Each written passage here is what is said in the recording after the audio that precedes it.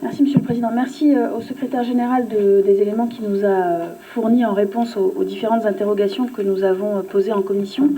Il y a deux éléments qui me semblent poser encore des difficultés dans les réponses qui nous ont été apportées.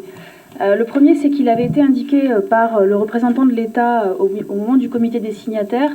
que le dispositif de campagne, de remboursement de campagne, n'était pas celui auquel nous sommes habitués, avec une association de financement et avec un remboursement qui se faisait sur cette base-là, mais que c'était bien les partis politiques qui portaient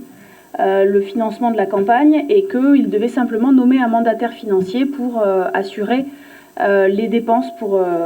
assurer les dépenses et donc ensuite porter les demandes de remboursement à la CNCCFP. Or, il semble que la position ait évolué puisque il est désormais prévu qu'il puisse y avoir une association de financement, alors que ça nous avait été clairement interdit lors du comité des signataires. Et donc je voulais avoir confirmation que c'est bien une évolution de la position de l'État et que donc on est bien dans un système de financement de type campagne électorale habituelle. Et je complète ma question de la manière suivante, qui est de dire, dans une campagne habituelle, nous avons un système de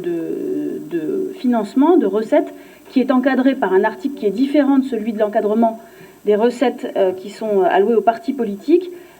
et qui est avec des plafonds qui sont différents, etc. Est-ce que l'association de financement, donc est-ce que vous confirmez, d'une part, qu'on revient à des modalités habituelles, d'une part, et d'autre part, est-ce que, du coup, il peut y avoir des recettes dans les associations de financement qui seraient soumises aux mêmes règles que les recettes des campagnes habituelles? Je suis désolée, je parle un peu technique, mais comme on n'a pas eu toutes les réponses, voilà.